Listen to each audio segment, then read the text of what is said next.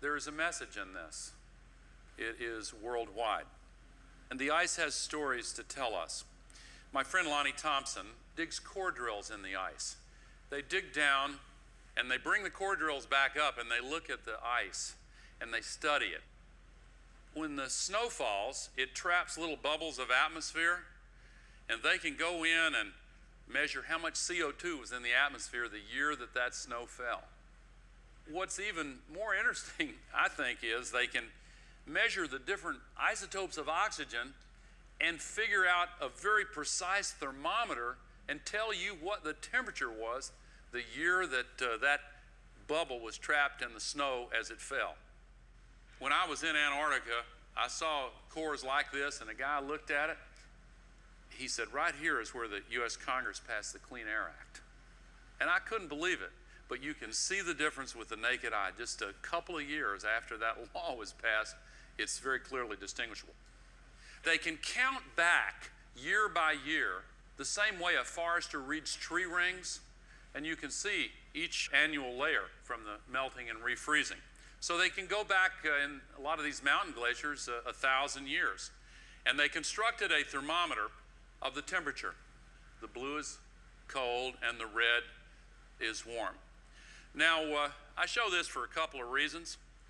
Number one, the so-called skeptics will sometimes say, oh, this whole thing, this is a cyclical phenomenon. There was a medieval warming period after all. Well, yeah, there was. There it is right there. There are two others. But compared to what's going on now, there's just no comparison. So if you look at 1,000 years worth of temperature and compare it to 1,000 years of CO2, you can see how closely they fit together. Now, 1,000 years of CO2 in the mountain glaciers, that's one thing. But in Antarctica, they can go back 650,000 years. This, incidentally, is the first time anybody outside of a small group of scientists has seen this image. This is the present day era, and that's the last ice age. Then it goes up. We're going back in time now, 650,000 years. That's the period of warming between the last two ice ages. That's the second and third ice age back, fourth, fifth, sixth, and seventh ice age back. Now, an important point. In all of this time, 650,000 years, the CO2 level has never gone above 300 parts per million. Now, as I said, they can also measure temperature. Here's what the temperature has been on our Earth. Now, one thing that kind of jumps out at you is, well, let me put it this way. If my classmate from the 6th grade that talked about Africa and South America were here, he would say, did they ever fit together? Most ridiculous thing I've ever heard. But they did, of course.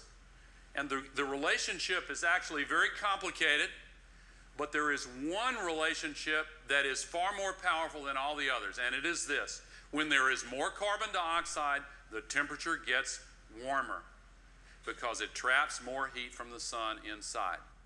In the parts of the United States that contain the modern cities of Cleveland, Detroit, New York, in the northern tier, this is the difference between a nice day and having a mile of ice over your head. Keep that in mind when you look at this fact. Carbon dioxide, having never gone above 300 parts per million, here is where CO2 is now. Way above where it's ever been as far back as this record will measure. Now, if you'll bear with me, I want to really emphasize this point. The crew here has tried to teach me how to use this contraption here, so if I don't kill myself, I'll...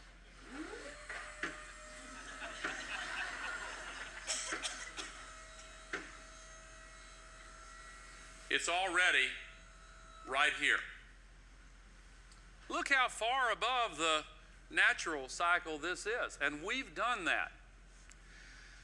But ladies and gentlemen, in the next 50 years, really in less than 50 years, it's going to continue to go up. When some of these children who are here are my age, here's what it's going to be in less than 50 years.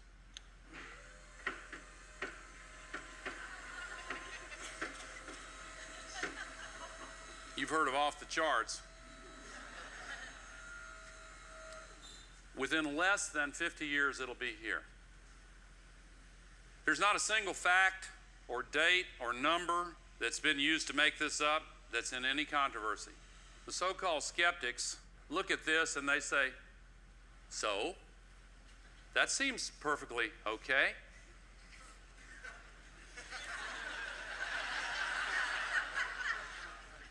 Well, again, if on the temperature side, if this much on the cold side is a mile of ice over our heads, what would that much on the warm side be? Ultimately, this is really not a political issue so much as a moral issue. If we allow that to happen, it is deeply unethical.